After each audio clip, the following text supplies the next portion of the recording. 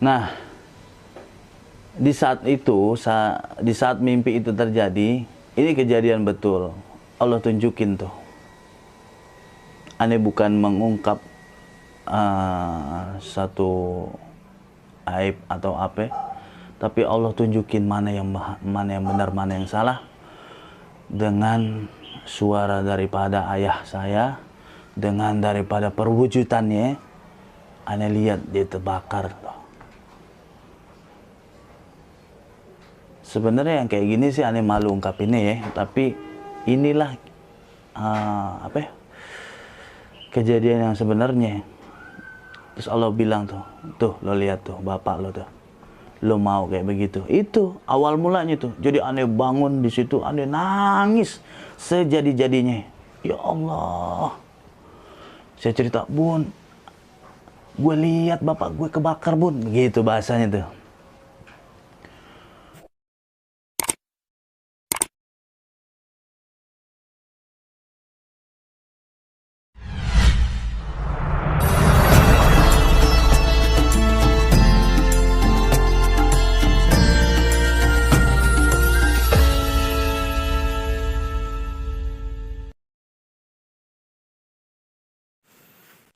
Assalamualaikum warahmatullahi wabarakatuh. Alhamdulillah rabbil alamin. Wassalatu wassalamu ala asrafil anbiya wal mursalin wa ala alihi wa sahbihi ajma'in. Syahadu an la ilaha illallah wa ashhadu anna muhammadar rasulullah. Allahumma salli ala sayyidina Muhammad wa ala alihi wa sahbihi wa man tabi'ahum bi ihsan illa yaumiddin, amma ba'd. Pemirsa yang dirahmati Allah, jumpa lagi di channel yang membela ajaran agama Islam dari rombongan orang-orang yang tidak suka terhadap agama Islam, baik itu yang datangnya dari kalangan orang Islam sendiri yang digolongkan kepada kaum munafik, maupun dari orang-orang yang di luar agama Islam. Pemirsa yang dirahmati Allah, dalam pertemuan kali ini kita akan membahas tentang salah satu video mengenai mu'alafnya satu keluarga. Mu'alafnya satu keluarga kaum Kristen dan mendapat hidayah serta memeluk agama Islam. Pemirsa yang dirahmati Allah, adapun yang menyebabkan beliau mendapat hidayah ini mula-mula dikarenakan oleh salah satu dari kepala keluarga itu, yaitu kepala keluarganya mendapatkan mimpi, mengenai orang tuanya yang masuk neraka dan dibakar di dalam api neraka yang menyala-nyala. Pemirsa yang dirahmati Allah, karena mendapat mimpi yang demikian mengerikan, akhirnya beliau curhat kepada istrinya. Lalu istrinya mengatakan, doakanlah orang tuamu tersebut. Namun pemirsa yang dirahmati Allah, lama kelamaan hal itu selalu terpikir dan akhirnya membawa beliau ini untuk memeluk agama Islam. Nah, pemirsa yang dirahmati Allah, memang jika kita membaca kitab kita, yaitu kitab suci Al-Quran, memang orang-orang kafir, maksudnya orang kafir ini adalah orang yang tertutup hatinya untuk mengakui bahwasanya Nabi Muhammad itu adalah utusan Allah. Memang betul-betul berada di dalam neraka dan kekal selama-lamanya. Ini terdapat di dalam Al-Quranul Karim. Salah satunya yang kita kutip adalah yaitu surat Al-Fatir ayat ke-36. Yang mana di situ dikatakan a'udzubillahi minasyaitonirrajim, bismillahirrahmanirrahim. Walladzina kafaru lahum naru jahannam.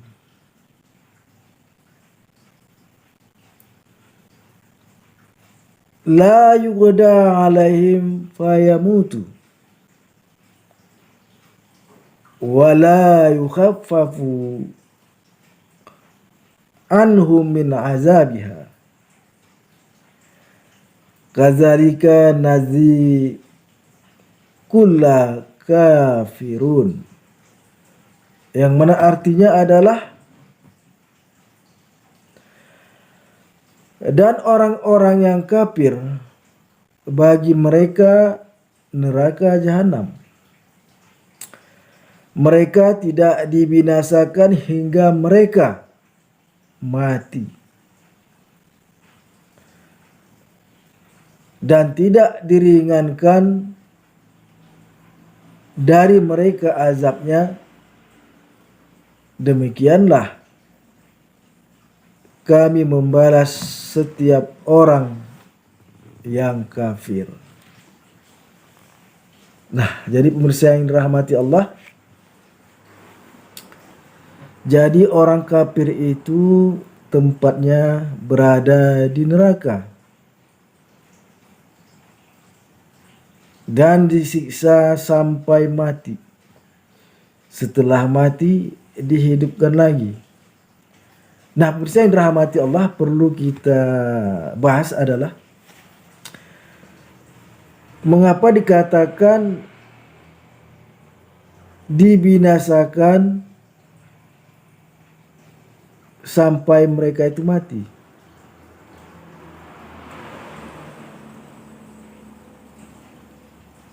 Tidak dibinasakan sampai mereka itu mati. Maksudnya adalah Allah Subhanahu wa ta'ala menyiksa kaum kafir itu sampai mati. Jika di dunia ini manusia itu mati karena dicabut nyawanya oleh para malaikat. Jadi di dunia ini manusia mati karena dicabut nyawanya oleh malaikat. Sedangkan di neraka Allah tidak memerintahkan mencabut nyawa manusia tersebut, orang kafir tersebut. Melainkan Allah menyiksa orang kafir itu sampai mereka mati. Maksudnya mati karena kesakitan, bukan mati karena dicabut nyawanya. Setelah itu dihidupkan kembali. Setelah mati karena kesakitan, lalu dihidupkan kembali. Begitu seterusnya. Sampai kapan itu? Sampai kekal selama-lamanya di dalam neraka. Jadi karena itulah pemirsa yang dirahmati Allah, kita beriman itu harus kita membaca kitab suci kita. Kita pegang terus, kita pelajari terus kitab suci kita. Perlu untuk kita ketahui kepada kaum muslimin bahwasanya ajaran Kristen itu bertentangan dengan pernyataan yang tertulis di dalam Alkitab. Contoh, tidak ada satu ayat pun yang mengatakan di dalam Alkitab itu, kitabnya Kristiani, bahwa Yesus itu adalah Allah, bahwa Yesus adalah Bapa. Tidak ada. Bahkan Yesus mengatakan bahwa dirinya tidak dapat berbuat apa-apa. Ini terdapat di dalam kitab Yohanes pasal 5 ayat 30. Di mana di situ dikatakan Yesus berkata, "Aku tidak dapat berbuat apa-apa atas diriku sendiri. Aku menghakimi apa yang aku dengar dan penghakimanku adil karena aku tidak menuruti kehendak aku sendiri melainkan kehendak Dia yang mengutus aku." Ini sangat jelas sekali. Yesus itu tidak dapat berbuat apa-apa atas dirinya sendiri. Jika ada yang tidak dapat berbuat apa-apa atas dirinya sendiri, berarti dia bukan Tuhan. Berarti dia bukan Allah, karena Allah itu Maha Perkasa, Maha Kuasa. Nah, pemirsa yang dirahmati Allah. Jadi karena itulah, jangan ragu tentang agama Islam. Tentang agama Islam yang sesuai dengan ajaran Islam yang terdapat di dalam kitab suci Al-Quran. Itulah ajaran agama Islam yang sebenarnya.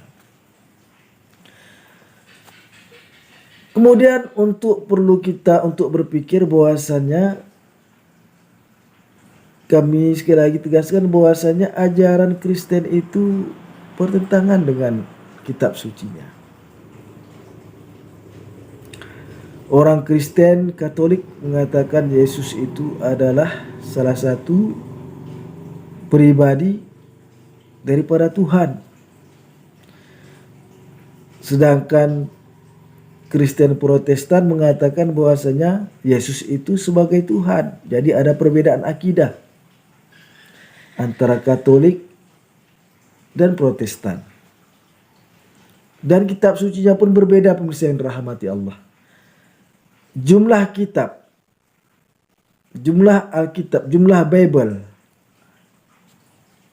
Di dalam Bible itu jumlah kitabnya kalau Protestan hanya memiliki 69 kitab. Kalau kita bisa kita sebut surah. Kalau mereka mengatakan kitab. Sedangkan di dalam Katolik, Alkitabnya berisikan 73 kitab. Orang Islam menyebutnya 73 surah. Itu adalah perbedaan yang mendasar. Jadi jangan kita anggap Katolik dan Protestan itu sama, beda. Dalam akidah mereka berbeda. Walaupun di kitab perjanjian barunya mereka sama-sama memiliki kitab yang sama. Itu khusus di perjanjian baru. Namun dalam menerjemahkannya mereka berbeda. Katolik mengatakan Tuhan satu dengan 3 pribadi, yaitu Tuhan Bapa, Tuhan Anak, dan Roh Kudus. Tuhan Bapa yaitu Allah, Tuhan Anak yaitu Yesus, dan Roh Kudus. Sedangkan Kristen mengatakan Yesus adalah sebagai Tuhan. Nah, pemirsa yang dirahmati Allah. Namun, mengapa kami mengatakan bahwasanya ajaran Kristen itu bertentangan dengan Alkitab?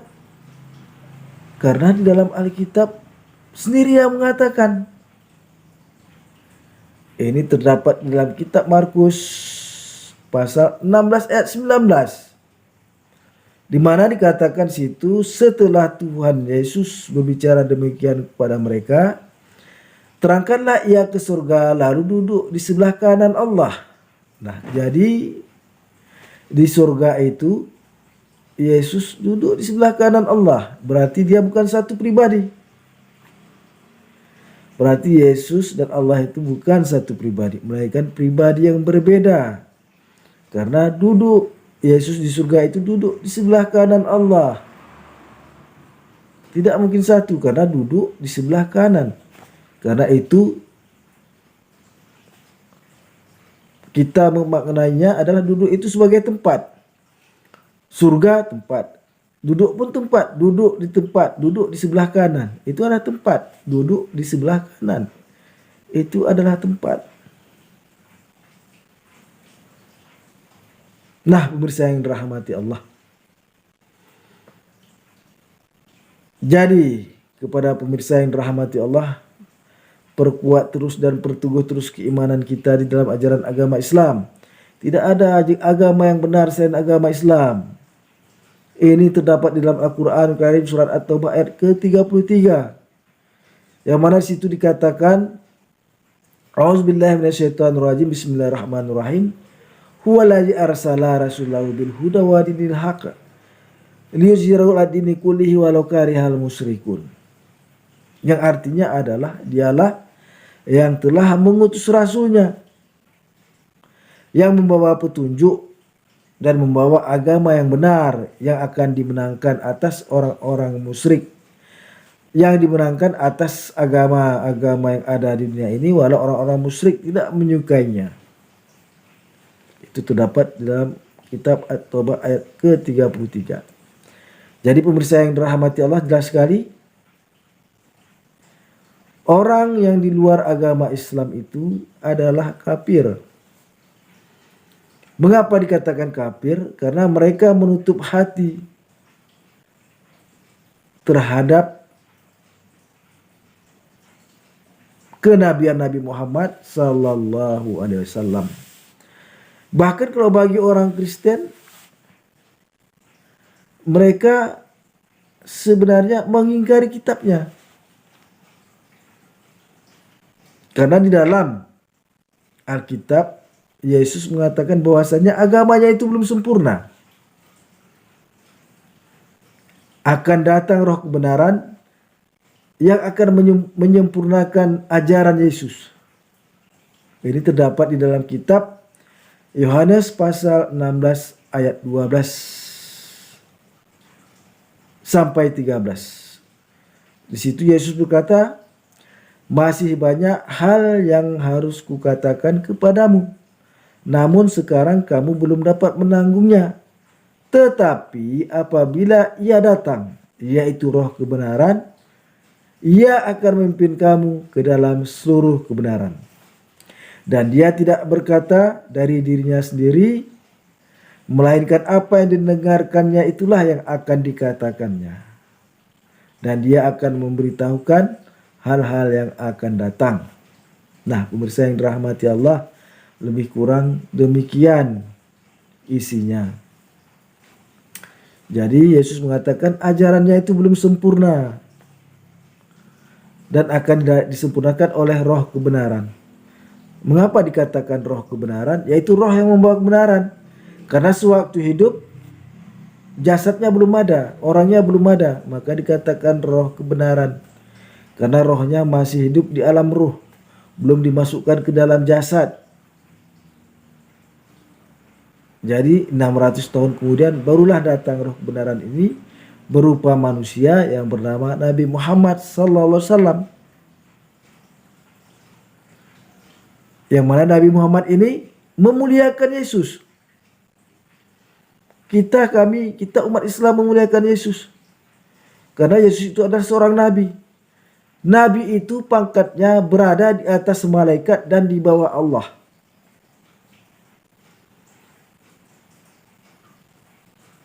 Nabi itu kedudukannya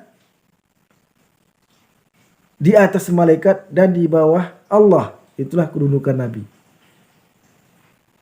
Karena pemirsa yang dirahmati Allah, dalam surga Allah memerintahkan para malaikat untuk bersujud kepada Nabi Adam, berbakti kepada Nabi Adam. Berarti malaikat lebih rendah daripada Nabi Adam yang merupakan kakek kita. Nah, pemirsa yang dirahmati Allah,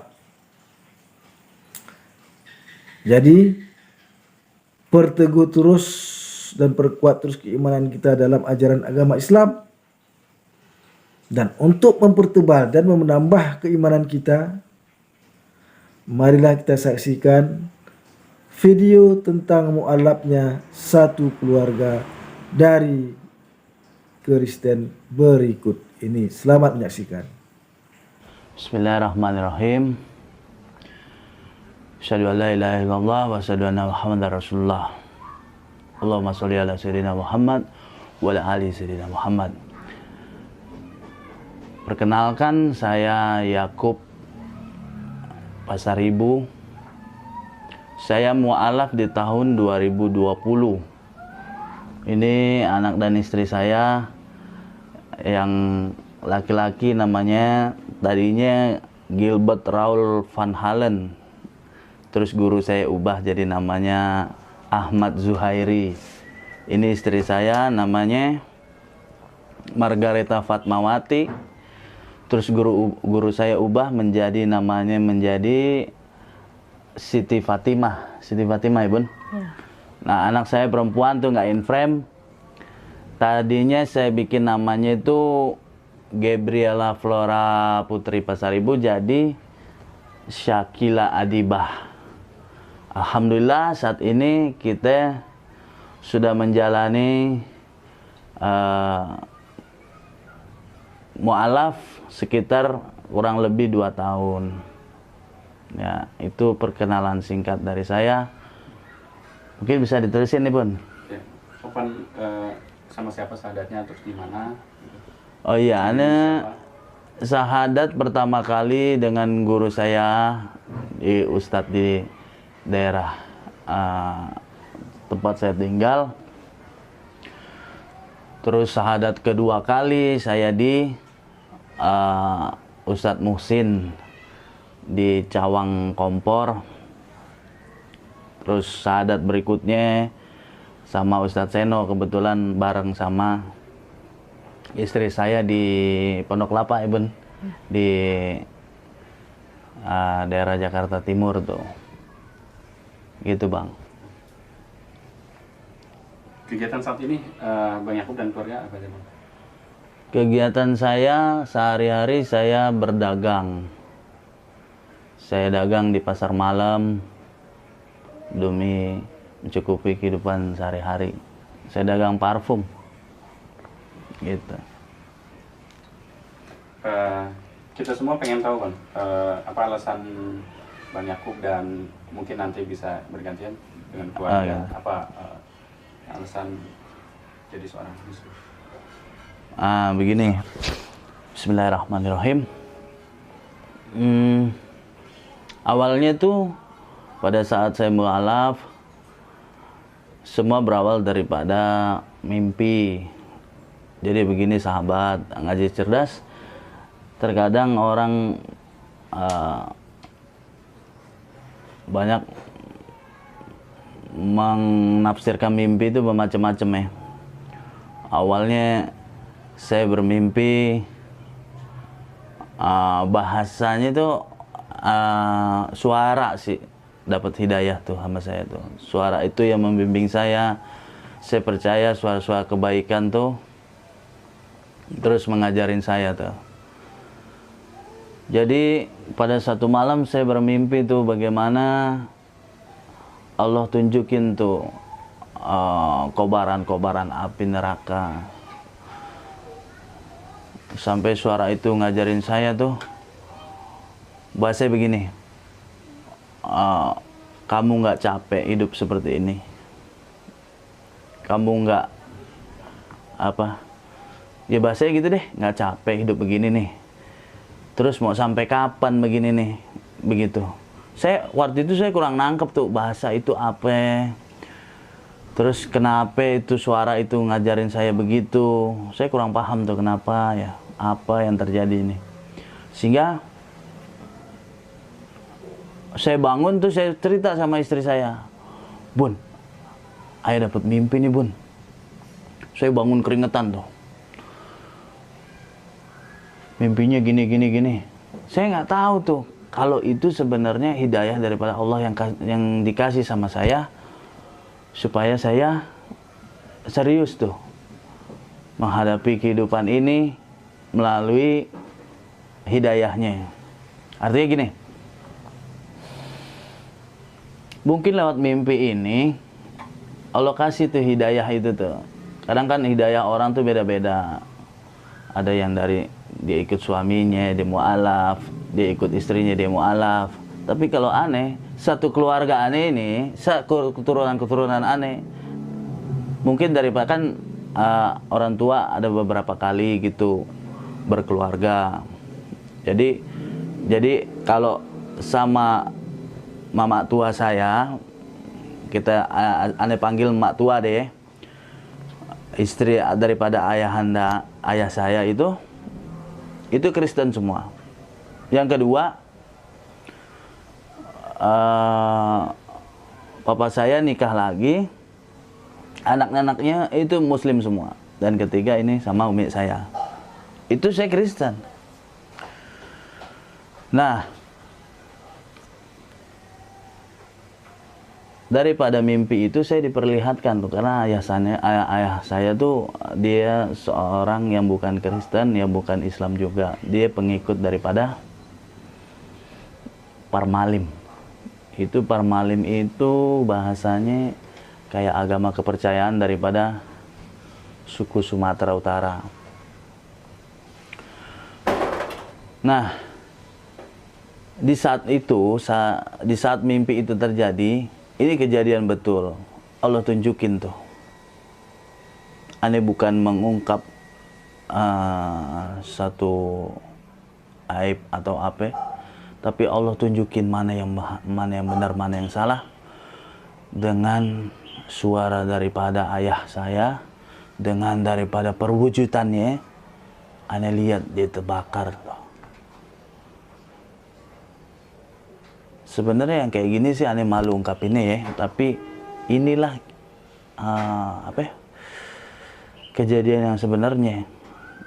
Terus Allah bilang tuh lo lihat tuh bapak lo tuh, lo mau kayak begitu. Itu awal mulanya tuh. Jadi aneh bangun di situ, aneh nangis sejadi-jadinya.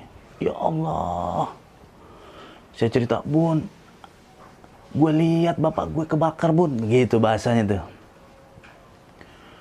Ya udah doain aja, kata istri waktu itu. Ini belum mualaf nih. Ini baru suara-suara nih yang Anda dengar nih. Seiring perjalanan waktu, mulai deh tuh Covid 2019. Gereja banyak tutup tuh. Kami semua masih gereja di Ambasador. Gereja tutup, aneh mulai tuh. Namanya kita manusia, pasti itu punya keinginan untuk bagaimana menyembah kepada Sang Khalik, Sang Pencipta. Nah saat itu Bang, saya dagang di Tanjung Priok tuh kebetulan tuh. Pas saya dagang di Tanjung Priok,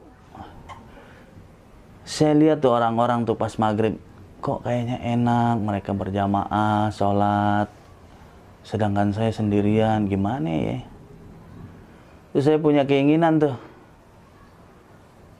udah kali aja sama Tuhannya gitu tuh. Kan kali sama kali Tuhannya kan. Udah deh, aneh sholat aja deh, begitu awalnya tuh. Ya aneh nggak tahu, mungkin Allah juga yang gerakin.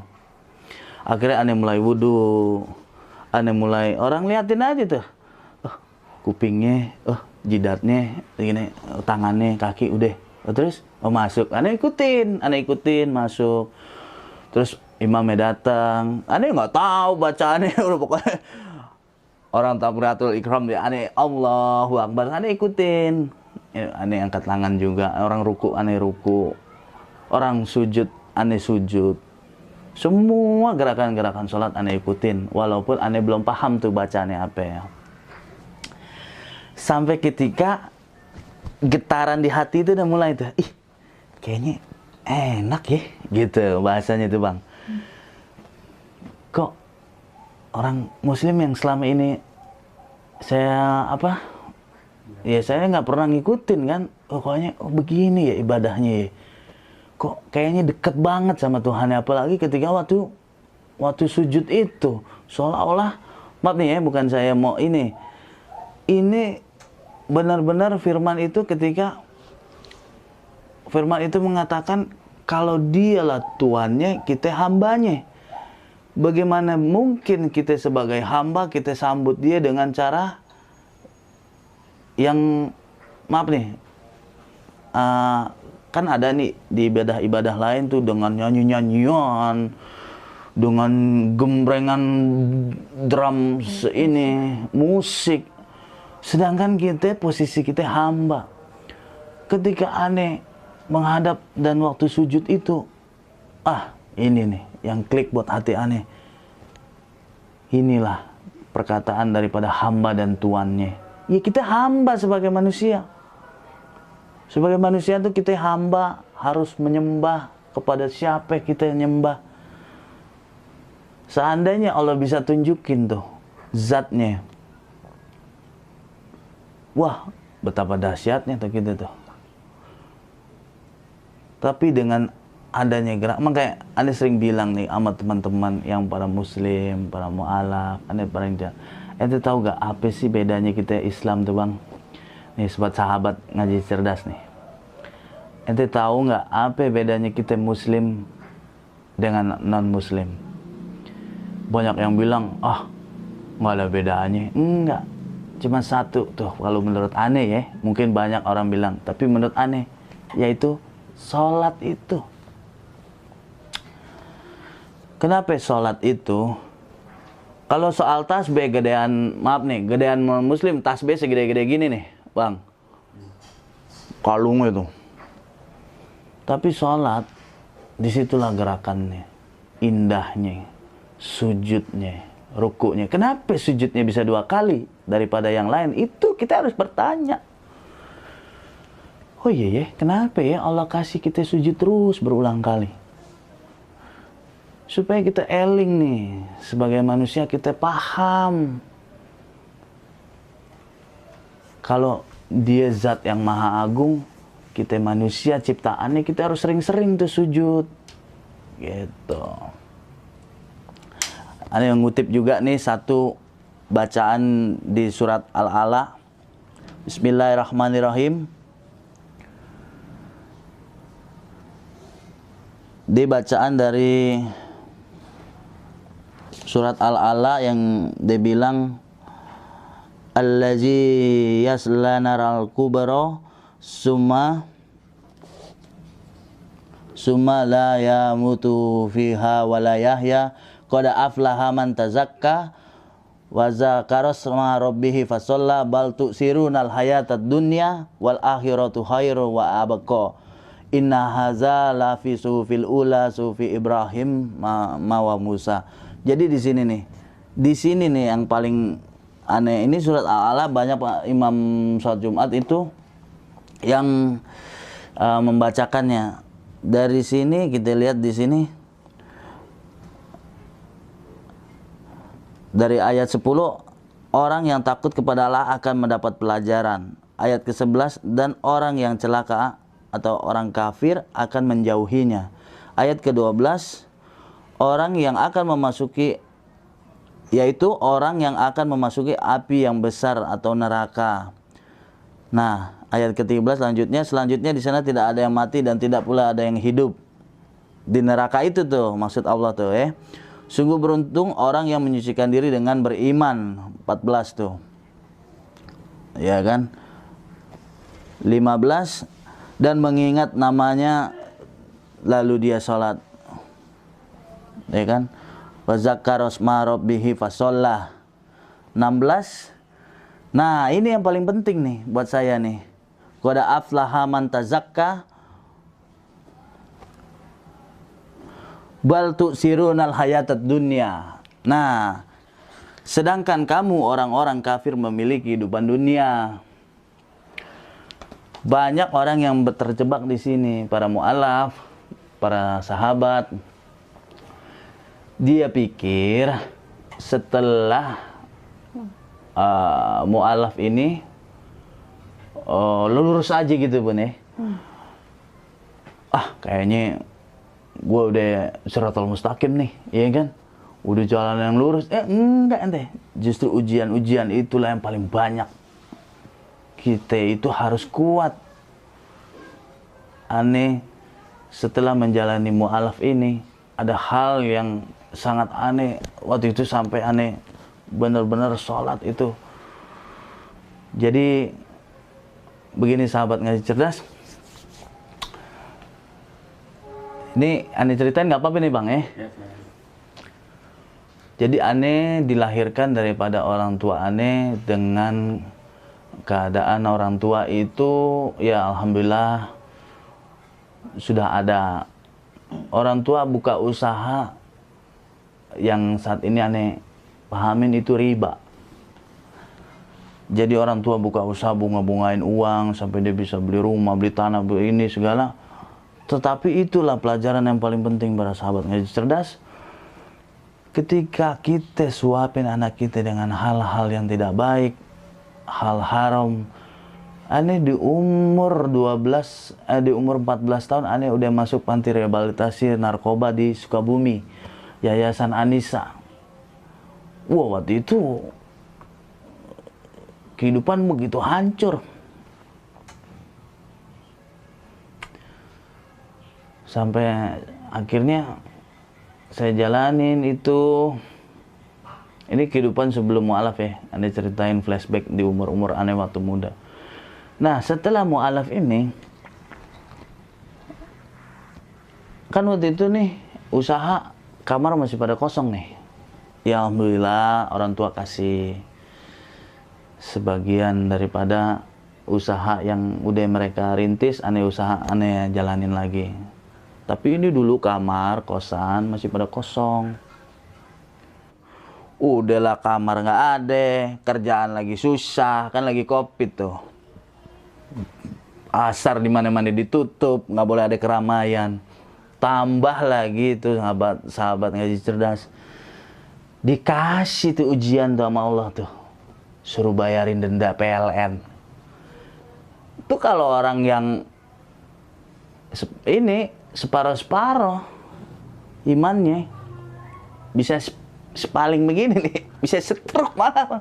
Itu setelah syahadat ya? Setelah syahadat Langsung diuji gitu? langsung diuji ente. Tapi tasbul minahnya tuh guru saya tuh, makanya aneh paling tekanin di sini buat para mu'alaf, cari guru ente cari guru yang bernasab, cari guru yang, karena Anda pernah dengar di YouTube itu Habib Ja'far dia bilang cari guru tuh kriterianya satu, guru itu bernasab kepada Nabi kita Nabi Muhammad SAW. Yang kedua, cari guru itu yang bagaimana menyenangkan hati kita. Kita ketemu guru tuh kita senang gitu. Kita ketemu guru tuh kayaknya aneh kayak dapat sosok yang apa ya? Aneh kayak dapat pelajaran, terus aneh kayak kangen gitu ketemu sama dia. Itu aneh penting itu. Kita bagaimana kita bisa paham nih bahasa Al-Qur'an nih. Ini Quran ada yang terjemahan, ada yang enggak. Tapi kan tuntunan kita sebagai umat muslim itu kita harus pelajari tuh. Aneh tiap subuh demi Allah Ta'ala, tiap subuh aneh ngaji tuh sama guru aneh. Dari mulai alif, ba, ta, sya, jim, ha, ho, sampai akhirnya aneh bisa juz amma, surat-surat pendek, Huwallahu ahad, Allahu samad, sampai akhirnya aneh bisa belajar nih bahasa Quran. Ini Quran udah sobek-sobek nih. Tiap hari aneh baca juz 30. Tiap hari dulu. Sekarang juga masih. Nah, ini anak aneh nih, si Ahmad nih. Dia udah juz berapa, Mat? 14. Juz 14. Alhamdulillah, dia 4 bulan udah bisa baca Quran. Tiap hari itu ada gurunya juga. Makanya aneh penting, aneh sampaikan ini buat para mu'alaf. Cari guru tuh penting. Biar bagaimanapun, kita baru di Islam ini. Islam ini juga, karena gini, nanti kan pertanyaan-pertanyaan itu bahasa-bahasa Arab. Kita tuh dikumpulin tuh, kalau guru aneh cerita tuh, kita dikumpulin tuh. Di pada masyar tuh nanti dikumpulin tuh. Jadi ini guru ke siapa ini? Dari saya ke guru saya ke Habib Abu Bakar ke abaknya, Habib Abdurrahman Segaf, terus sampai sanatnya berkumpul, kita satu keranjang tuh ibarat itu. Kita dikumpulin tuh. Nah, makanya para mu'alaf ini, ayo dong kita semangat, kita belajar.